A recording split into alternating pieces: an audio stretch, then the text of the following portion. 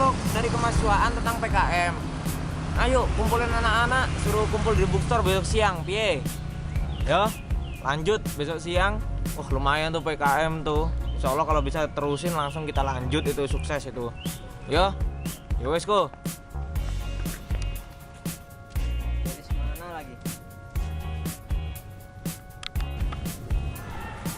Hai. Banget. Ya dong, tadi ada pesawat nganggur. Oh ya.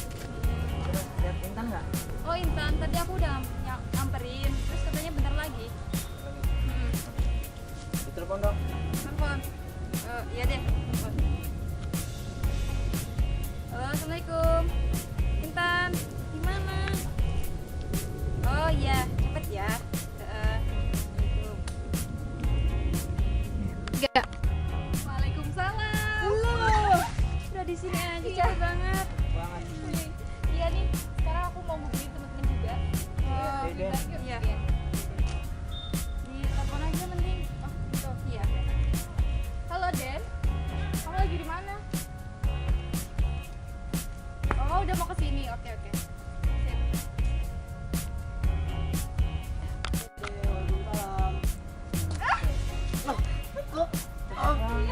Kok ada kalian? Oh, Iya. tadi. Ya, kita Oh iya, nemenin di sini ya. kalian. Oh iya. Siapa lagi? Devi. Oh iya. Devi Oh, Devi, sama. oke. Iya. Halo, Dev. Sini ya, Dev. Oke, kita tunggu. Loh, kok di sini sih? Devi, apa? Baru telepon. Iyalah cepet, kan pakai pesawat. Oh, ikut-ikutan aku ya. Pakai drone ya, drone. Tuh. Tadi nebeng dia.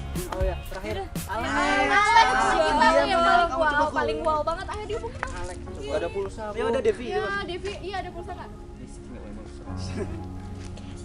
Halo. Alex, kamu di mana? Cepetan sini. Ya, tak tunggu. Oh, iya. Aku tuh di sini dari tadi. Oh, dari tadi. Gila. Hilang dong. Nggak lihat. Kalian aja nggak ngeliat aku. Gimana nih lanjutan PKM kita nih? Mumpung ada Dede nih yang punya konsep nih. Konsepnya udah bagus itu kayaknya tuh. Tentang pengabdian masyarakat. Coba Den gimana Den? Ya jadi gini konsepnya, jadi kayak kita tuh kayak ke sekolah-sekolahan gitu motivasinya. Nah tapi kita sebelum kita kesana itu pengabdian masyarakatnya, kita juga harus memotivasi bagaimana sih peserta didik ini agar sukses untuk belajarnya di dalam itu kan. Nah tapi aku bingung ya, apa sih motivasi itu gitu loh. Ya aku juga bingung. Aku bingung. Motivasi apa? Belum tahu. Belum tahu. Lihat video yang satu ini yuk. Yuk. Ayo, selamat menyaksikan. Assalamualaikum warahmatullahi wabarakatuh. Oke, di sini saya akan sedikit menjelaskan tentang apa itu motivasi belajar. Belajar, kata ini sudah tak asing lagi di telinga kita. Everywhere, every time. Nah, belajar menurut Dr. Andes Slameto adalah suatu proses usaha untuk memperoleh sesuatu atau merubah sesuatu yang ada pada diri seseorang secara keseluruhan. Dalam belajar, kita pasti pernah merasakan naik turunnya semangat. Nah, salah satunya dengan mengatasi turunnya semangat, kita perlu mengecas, menambah energi dengan motivasi. Motivasi menurut Umar Hamalik adalah suatu energi yang ada pada diri kita, pada diri seseorang yang ditandai dengan timbulnya afeksi atau perasaan dan reaksi untuk mencapai suatu atau tujuan. Nah, contoh motivasi sendiri ketika kita sedang merasakan turun atau malas belajar, kita mengingat apa sih cita-cita kita, apa sih kita tujuan ke sini. Nah, itu dan ketika kita mengingat cita-cita itu, kita merasa ada suatu energi atau pokoknya ada timbul untuk menggapai itu bisa dinamakan dengan motivasi. Baik, sekian dari saya, mohon maaf bila ada salah kata. Wassalamualaikum warahmatullahi wabarakatuh. Oh gitu toh. Nah gitu. Iya ya. Oh Tapi kalau misalnya kita tahu motivasinya, kita harus tahu landasannya juga. Kan kita kan sebagai mahasiswa tuh harus ilmiah juga kan. Apalagi proyek PKM. Wah, perlu banget tuh. Landasannya gimana ya kira-kira ya? Aku juga belum tahu nih. Oh iya, ada video yang satu ini, yuk kita eksplorasi tentang landasan teori menurut Maslow. Nah, boleh tuh ini. Wah, boleh tuh. Ya. Merupakan suatu konsep yang perlu kita ketahui bahwa sebagai seorang calon pendidik kita mengetahui beberapa kebutuhan dan kita perlu mengenali karakteristik peserta didik. Dalam pembelajaran juga mereka memerlukan kebutuhan seperti kita. Nah, yang pertama adalah kebutuhan akan fisiologis, yaitu kebutuhan yang pertama, yaitu kebutuhan yang mendasar pertama kali harus dipenuhi terlebih dahulu. Apabila tidak terpenuhi, maka akan bisa menghambat kebutuhan untuk meraih motivasi belajar yang selanjutnya. Kebutuhan ini seperti makan, minum, tidur, mandi, aktivitas sehari-hari, bahkan seks. Yang kedua adalah kebutuhan rasa aman, yaitu bebas dari gangguan, bebas dari bencana yang menimbulkan rasa cemas, sehingga motivasi belajar ini akan tumbuh secara optimal.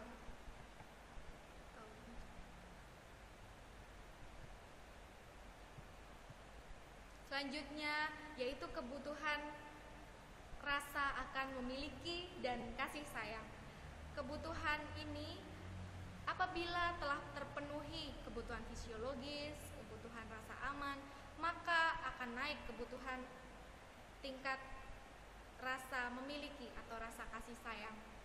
Ketika kita berkumpul, bersosialisasi dengan orang lain, maka sejatinya kita sedang melakukan kebutuhan rasa akan memiliki dan kasih sayang terhadap orang lain. Sebagaimana kita kembalikan kepada Sang Maha Rahman dan Sang Maha Rohim. Selain itu juga ditandai dengan perkumpulan kelompok, dalam keturunan atau yang lain sebagainya. Selanjutnya adalah kebutuhan akan penghargaan. Setiap orang pasti suka dihargai. Ketika kita perlu mengenal peserta didik, siapa yang terhebat, siapa yang terpandai di kelas, setidaknya kita perlu memberikan penghargaan bagi peserta didik. Nah, dengan perasaan kita memberikan suatu penghargaan, peserta didik akan mengenali kita sebagai guru yang sesuai dengan harapan peserta didik. Kebutuhan aktualisasi diri, yaitu merupakan suatu tingkatan yang paling atas sehingga hanya terjadi pada beberapa orang saja dan tidak seluruhnya atau sebagian orang. Hal ini berkaitan juga dengan keinginan pemenuhan diri. Ketika semua kebutuhan sudah dipuaskan, maka seorang ingin mencapai secara penuh, potensinya bisa dikembangkan dengan terakhir mencapai tujuannya secara optimal dan ditempatkan pada hierarki yang paling atas karena hanya sebagian orang saja. Nah, jadi seperti itu, seperti apa yang sudah kita ketahui bahwa teori motivasi dan juga motivasi meraih sesuatu. Jadi teori Maslow itu ada 5 tingkatan ya? Iya, betul sekali. Salah satunya adalah seperti ini, teori sosial, kedudukan sosial yang seperti saat ini kita berkumpul. Oh, gitu. Sip lah. Nah, berarti kita udah punya teorinya nih. Nah, berarti tinggal bagaimana ya cara motivasi itu berperan itu lebih optimal gitu. Tunggu, aku tahu. Apa tuh? Aku tahu prinsip-prinsip motivasi belajar. Oh, apa aja tuh? Nah, biar lebih jelas ya. Kita lihat video yang satu ini. Oh, Boleh. Assalamualaikum warahmatullahi wabarakatuh. Pada kesempatan kali ini, saya akan sedikit memaparkan mengenai prinsip-prinsip motivasi belajar. Pada dasarnya, semua aktivitas manusia selalu ada motivasinya, termasuk teman-teman. Teman-teman datang ke kampus, ada yang benar-benar ingin kuliah, ada juga yang hanya ingin menjaga presensi, dan ada juga yang hunting calon pendamping hidup. Nah, begitu juga dengan belajar. Ada yang ingin nilainya bagus, ada juga yang ingin hadiah atau sesuatu penghargaan dari orang tuanya. Nah, keinginan-keinginan itu yang disebut dengan motivasi. Oleh karena itu, peranan motivasi sangat strategis dalam aktivitas belajar. Nah, di sini ada 6 prinsip motivasi belajar. Yang pertama, motivasi sebagai dasar penggerak yang mendorong aktivitas belajar. Seseorang melakukan aktivitas belajar karena ada motivasinya. Seperti yang saya bilang tadi, ada yang ingin mendapatkan nilai bagus, ada juga yang ingin mendapatkan hadiah dari orang tuanya. Kemudian yang kedua, motivasi intrinsik lebih utama daripada motivasi ekstrinsik. Anak didik yang belajar berdasar motivasi intrinsik lebih sedikit terpengaruh dari dunia luar. Kenapa? Karena anak didik ini belajar bukan karena ingin mendapatkan nilai bagus ataupun hadiah dari orang tuanya, melainkan dia benar-benar ingin memperoleh ilmu sebanyak-banyaknya. Nah, sedangkan efek dari motivasi ekstrinsik sendiri adalah ketergantungan anak didik itu terhadap segala sesuatu yang berada di luar dari dirinya. Kemudian yang ketiga, motivasi berupa pujian lebih baik atau lebih utama daripada hukuman. Nah, ini sudah tentu. Kenapa? Setiap orang ingin dan senang dihargai, bukan? Nah, dengan diberikan penghargaan berupa pujian atau semacamnya akan memberikan sedikit semangat atau dorongan kepada anak didik agar lebih semangat lagi dalam belajar. Kemudian yang keempat, motivasi berhubungan erat dengan aktivitas belajar. Pada dasarnya tugas seorang anak didik adalah belajar. Nah, namun masalahnya sekarang bagaimana caranya agar anak didik itu menjadi rajin belajar. Nah, ketika anak didik ini mempunyai motivasi yang tinggi, dia akan semangat dalam mengembangkan dan memanfaatkan potensinya. Kemudian yang kelima, motivasi menumbuhkan sikap optimisme. Nah, anak didik yang mempunyai motivasi yang tinggi, dia akan selalu belajar dan dia yakin akan selalu bisa menyelesaikan pekerjaannya. Dan dia juga yakin kalau belajar bukanlah hal yang sia-sia, tapi bisa berguna di masa yang akan datang. Kemudian yang keenam, motivasi melahirkan prestasi dalam belajar. Dari berbagai hasil penelitian selalu menyimpulkan bahwa motivasi mempengaruhi prestasi belajar. Tinggi rendahnya motivasi menjadi indikator dalam baik buruknya prestasi seorang anak. Nah, kurang lebihnya itu yang dapat saya sampaikan. Saya mohon maaf bila ada kekurangan. Saya Kuku Rahman Hidayat. Wabillahi taufiq wal hidayah. Wassalamualaikum warahmatullahi wabarakatuh. Itu ya prinsipnya. Iya. Aduh, dari kemarin kemana aja aku nggak tahu prinsipnya. Mari nyariin yuk. Oh ya udah. Kayaknya ini itu kan fungsinya ya. Fungsinya ini belum. Fungsinya motivasi itu apa sih? Nah, kalau fungsi motivasi aku punya dari awal juga memang aku punya fungsi motivasi. Jadi gini, kalau mau tahu fungsi motivasi, mau tahu? Lihat video ini. Iya. Boleh. Assalamualaikum warahmatullahi wabarakatuh. Pada kesempatan kali ini, saya akan sedikit menjelaskan tentang fungsi motivasi dalam belajar. Seperti yang kita ketahui, bahwasanya kita adalah sebagai calon pendidik. Tetapi di garis bawah ya, pendidik. Setiap orang itu berhak untuk mendidik gitu. Tapi kita sekarang ada di jurusan pendidik. Suatu saat nanti kita pasti akan menemukan anak didik yang malas sekali dalam belajar. Ketika masuk kelas, taruh tas, mungkin langsung tidur atau menjahili temannya. Sementara itu, hanya beberapa orang saja yang aktif dalam kegiatan belajar mengajar. Nah, dari sini pentingnya motivasi dalam belajar. Ya, sebagaimana yang kita ketahui bahwasanya motivasi itu ada dua, motivasi intrinsik sama ekstrinsik. Tetapi kalau dilihat dari realitanya, sepertinya motivasi ekstrinsik itu tidak terlalu eksplosif gitu. tidak terlalu eksplosif. Contohnya seperti ini teman-teman. Ketika teman-teman mendengar kata-kata ini, do your best to reach your dreams. Apakah kita sudah melakukan yang terbaik untuk meraih mimpi-mimpi kita? Ketika kita mendengarkan hal seperti itu, pasti kita langsung memikirkan apa yang menjadi mimpi-mimpi kita, tetapi tidak menjalankan apa yang menjadi mimpi kita gitu. Tidak, dampaknya tidak terlalu eksplosif, tetapi ada suatu hasrat saja gitu. Nah, di sini betapa pentingnya motivasi intrinsik, motivasi dari dalam. Dan fungsi motivasi, teman-teman, di sini terbagi menjadi 3. Motivation as a stimulant behavior, atau motivasi sebagai pendorong perbuatan. Motivasi pendorong perbuatan ini pada contohnya seperti ini teman-teman. Pada mulanya itu anak peserta didik itu tidak mempunyai hasrat sama sekali untuk belajar. Tetapi karena ada sesuatu yang ingin dicari dia, dan sesuatu yang dicari dia itu akhirnya ada hasrat untuk minatnya untuk belajar gitu. Gara-gara ada sesuatu yang ingin dicarinya itu.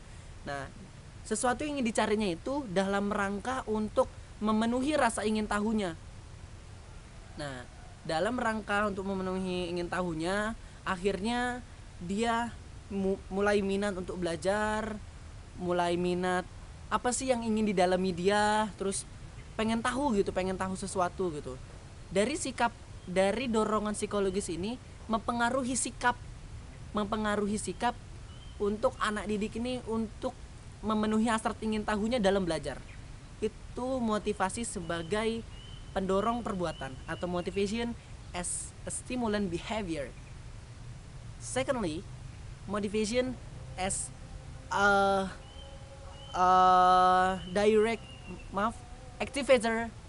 activator behavior, atau motivasi sebagai penggerak perbuatan.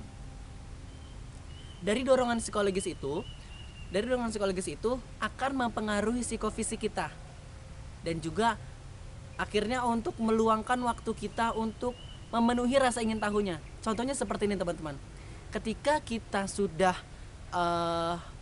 ingin banget belajar matematika nih, saya tahu pasti teman-teman suka sekali dengan matematika gitu kan. Jadi ketika teman-teman suka sekali dengan matematika, dalam sehari teman-teman akan meluangkan waktunya untuk sedikit belajar matematika 1 atau 2 jam. Nah, dari matematika itu akhirnya di dalam diri kita ini akhirnya terpatri wacana matematika, prinsip kita seperti matematika, hukum yang ada dalam diri kita sesuai dengan matematika gitu. Akhirnya terpatri. Jadi dorongan psikologis yang pertama itu motivasi sebagai pendorong perbuatan, akhirnya motivasi sebagai penggerak perbuatan dari yang tadinya dorongan psikologis menjadi dorongan psikofisik. Seperti itu. Yang ketiga seperti ini teman-teman. Yang ketiga, motivasi sebagai motivation as a direction motivation. Potong aku nggak jalan nih. Nggak jalan. Thirdly, motivation as a direction behavior. Seperti yang tadi dijelaskan oleh saya, yang pertama itu tadinya anak didik tidak mempunyai sama sekali hasrat untuk belajar, tiba-tiba untuk rasa ingin tahunya, akhirnya dia belajar terus-menerus, jadi ada dorongan psikologisnya. Nah, yang kedua, yang tadinya hanya dorongan dari dalam, dari psikologisnya, akan mempengaruhi psikofisiknya dia, akan mempengaruhi fisiknya, sikapnya gitu, untuk senantiasa memenuhi rasa ingin tahunya. Yang ketiga adalah motivation as a direction behavior, sebagai pengarah perbuatan. Akhirnya kita lebih tahu mana yang harusnya kita jalankan, mana yang harusnya kita jalankan, apa yang kita dalami itu sebagai arah untuk mendorong apa maunya kita gitu. Ketika kita mendalami suatu ilmu, misalnya contoh ilmu hukum, atau ilmu hukum atau ilmu pendidikan, kalau misalnya kita mendalami ilmu hukum, ya kita ingin menjadi misalnya contoh Mahkamah Agung, Mahkamah Konstitusi, itu sebagai pengarah kita. Jadi motivasi itu sebagai pengarah kita, saya mau jadi ini, saya ingin menjadi Mahfud MD, Pak Mahfud MD sebagai Ketua Mahkamah Konstitusi. Nah, itu motivasi sebagai pengarah perbuatan seperti itu, teman-teman. Nah, dari hal ini saya ingin sedikit memotivasi teman-teman yang sekarang ada di perkuliahan nih, teman-teman. Saya ingat sekali perkataannya Pak Anies Baswedan. Mumpung kita masih kuliah, mumpung kita masih berada sebagai mahasiswa, mulailah belajar dari sekarang.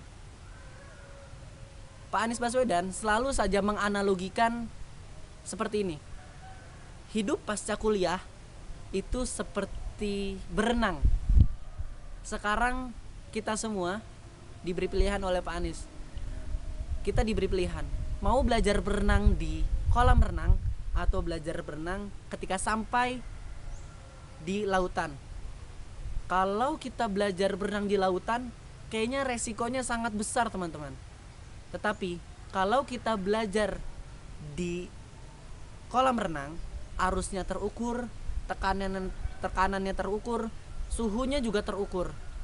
Maka itulah di sini kita belajar. Belajar apa? Belajar apapun. Belajar di dalam ruang, belajar di luar ruang kelas. Ya idealnya ada seimbang gitu, balance. Belajar di dalam kelas dan juga belajar di ruang kelas. Seperti itu, teman-teman. Mungkin itu saja yang bisa saya sampaikan. I'm Deden Junan Hermawan. Thank you very much. Assalamualaikum warahmatullahi wabarakatuh. Nah, itu fungsinya. Kalau fungsinya kayak begitu.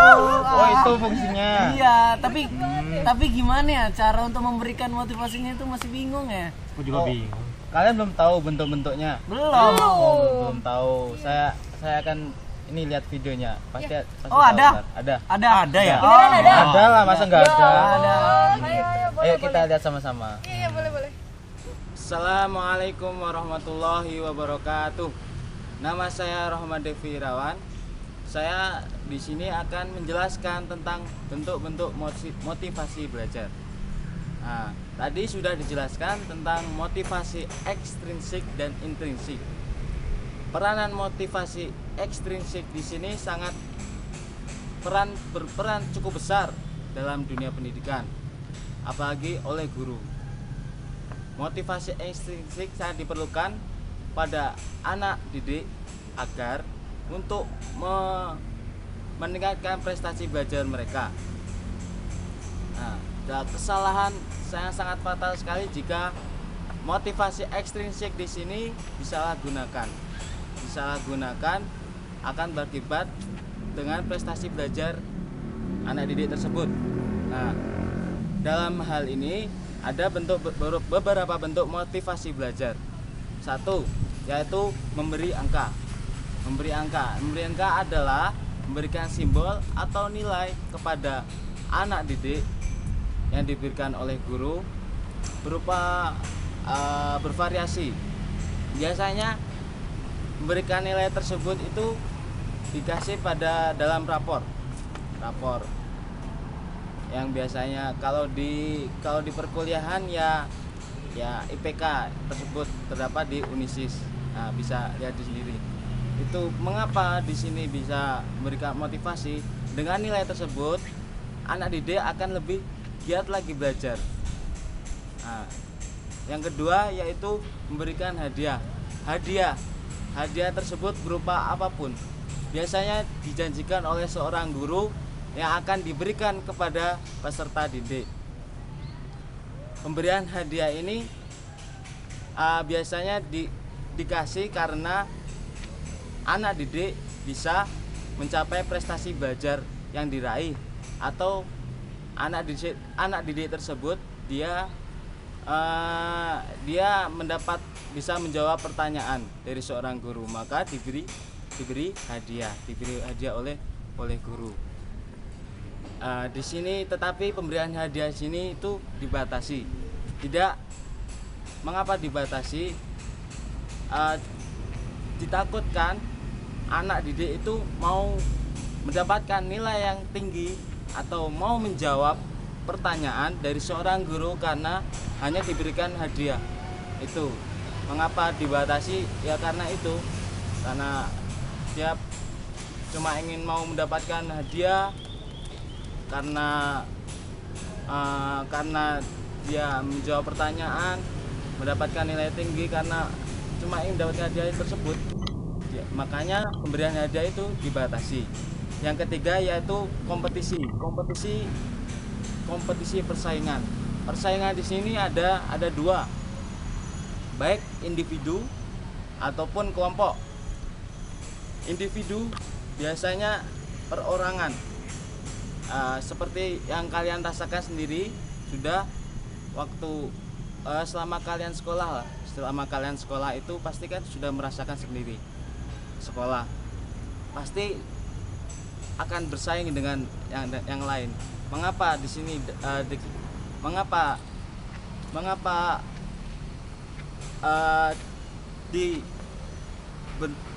dalam bentuk motivasi belajar, mengapa diberikan pada bentuk motivasi belajar persaingan sini? Karena akan mendorong diri anak tersebut untuk belajar lebih giat lagi.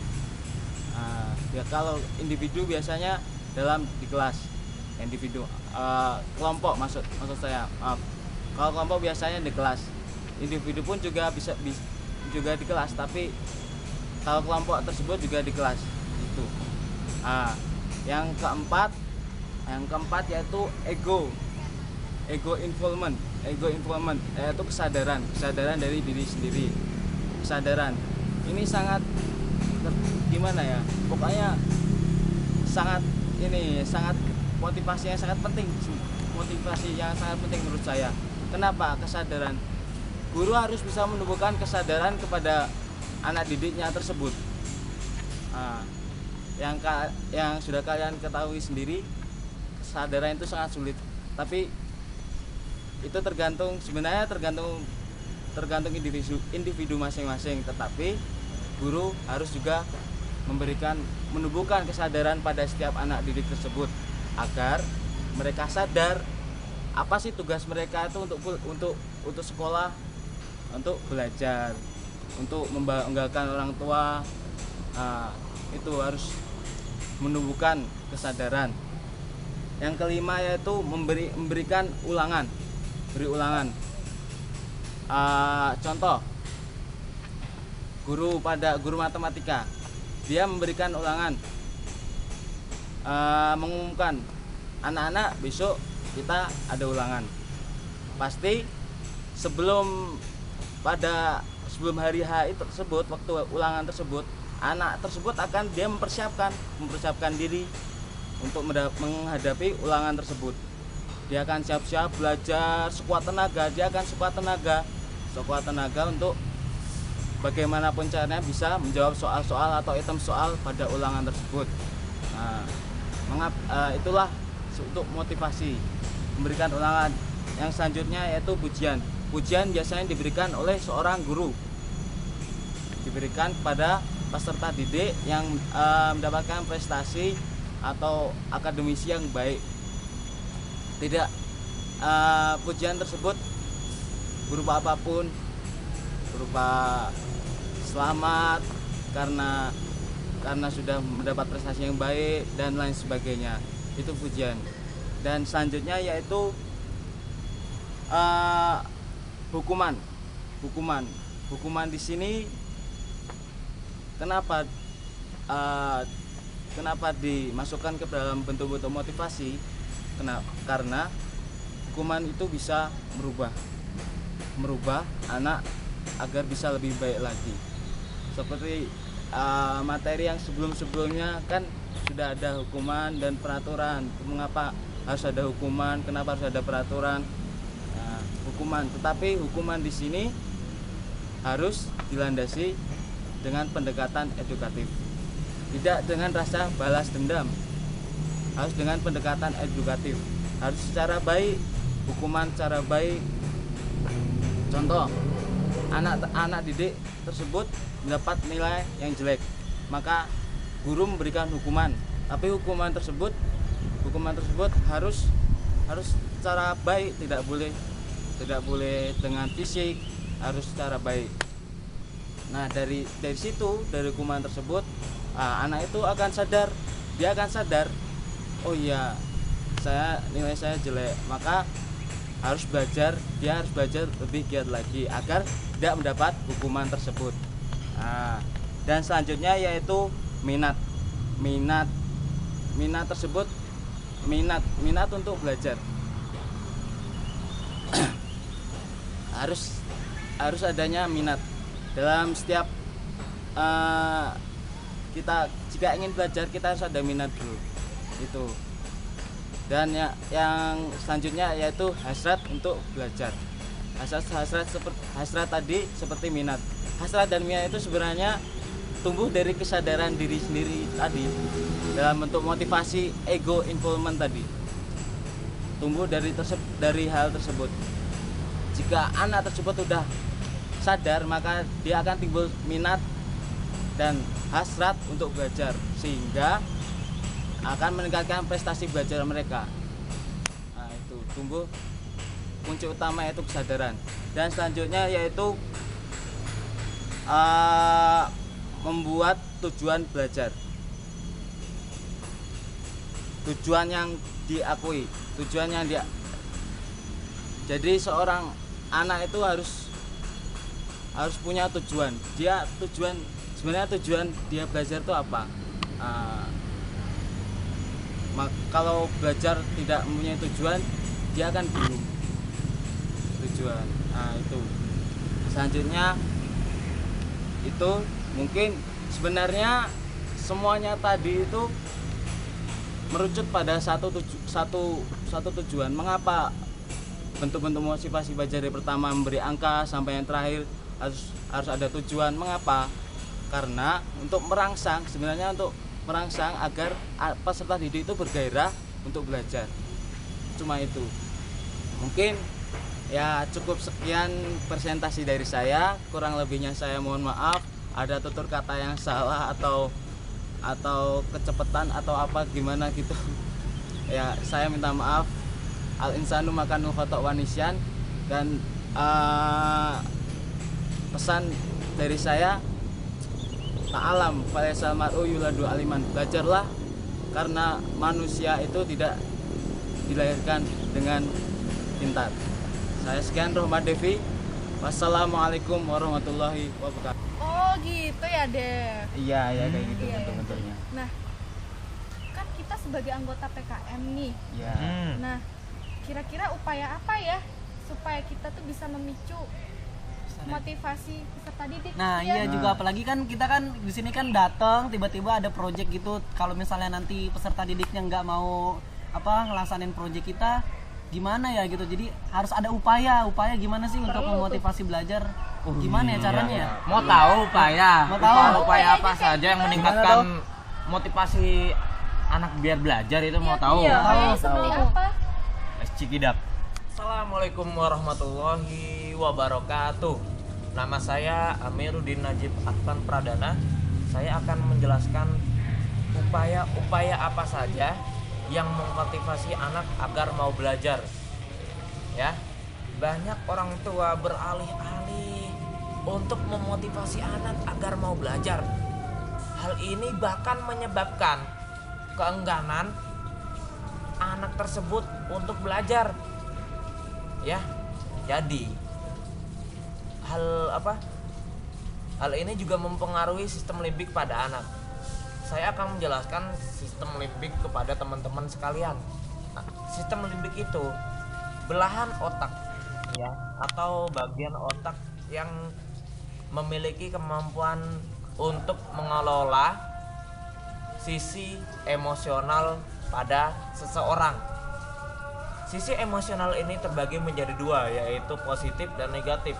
Contohnya, sisi emosional positif ini adalah senang, riang, gembira, happy, fun. Yang kedua, sisi emosional negatif. Yang negatif ini contohnya galau, sedih, kecewa, dan lain sebagainya. Apabila anak sedang fun, happy, senang-senang, itu berbagai macam informasi itu akan lebih mudah diserap oleh anak tersebut. Apabila sang anak kecewa, galau, dan lain sebagainya, sedih, itu anak akan menolak berbagai macam informasi yang dia peroleh dari orang lain. Ya, maka jangan heran para orang tua, ini kenapa anak ini malas. Coba kita lihat ke sisi emosional pada anak tersebut. Banyak orang tua itu mengecap anaknya itu, ini anak malas, ini anak ini. Kita lihat dulu sisi emosional anak tersebut. Upaya untuk memotivasi anak belajar ini caranya dengan menciptakan rasa fun atau rasa gembira pada anak tersebut dengan menciptakan funny learning atau belajar ceria. Ya, banyak berbagai macam cara untuk menciptakan belajar ceria ini. Akan tetapi ada dua hal yang menurut kami itu secara umum yang menyebabkan penciptaan belajar ceria ini. Yang pertama, kegiatan belajar harus sesuai dengan umurnya. Contoh ya, misalnya anak usia 5 sampai 6 tahun itu kita mengajarkannya dengan permainan-permainan dan lain sebagainya. Apabila anak usia 10 sampai 15 atau bahkan sampai dewasa, kita harus mengajarkannya dengan cara berfokus pada masa depan. Terus cara yang kedua dalam penciptaan funny learning ini, pemilihan tempat, waktu, dan metode pembelajaran yang kreatif. Maka dari itu kita harus kreativitas kita dituntut dalam cara yang kedua ini dengan memilih waktunya yang kreatif, terus tempatnya atau metodenya yang kreatif. Penciptaan funny learning ini bisa tercapai apabila kita perhatikan apabila bagian otak kanan dan otak kiri itu seimbang atau sinkron. Ya, bagian otak kanan memiliki kemampuan untuk mengolah data seputar seni, musik, lagu, dan lain sebagainya. Apabila otak kiri ini bagian otak kiri bagian otak kiri ini memiliki kemampuan untuk mengolah data seputar sains, pendidikan, bahkan bisnis. Itu belahan otak kiri. Ya, jika kita seimbangkan antara keduanya, maka penciptaan funny learning ini akan sukses. Seperti kita belajar menggunakan musik atau menempelkan simbol-simbol IPA di dinding-dinding, atau mengecat warna-warna kelas dengan berbagai macam warna supaya informasi atau motivasi anak tersebut itu semakin meningkat. Terima kasih, saya Amiruddin. Wassalamualaikum warahmatullahi. Nah, udah tahu kan tuh Upaya-upayanya apa saja yang bisa meningkatkan anak biar mau belajar. Alhamdulillah. Makasih loh Lex atas informasinya. Nah, jadi kita udah terkumpul semua ya. Apa itu pengertian motivasi, terus gimana landasan-landasan motivasi, hal-hal apa saja kan untuk mengupayakan untuk motivasi. Yang ketiga itu ada prinsip-prinsip motivasi, dan juga fungsi, dan juga bentuk-bentuk motivasi, dan juga upaya untuk memotivasi peserta didik nanti ketika kita mengerjakan proyek PKM kita gitu. Seperti itu ya teman-teman. Gitu. Yang penting kita udah terkumpul semua. Sekian dari kami Kelompok 7. Apabila ada salah dan tutur kata yang kurang berkenan, Kami mohon maaf yang sebesar-besarnya. Wassalamualaikum warahmatullahi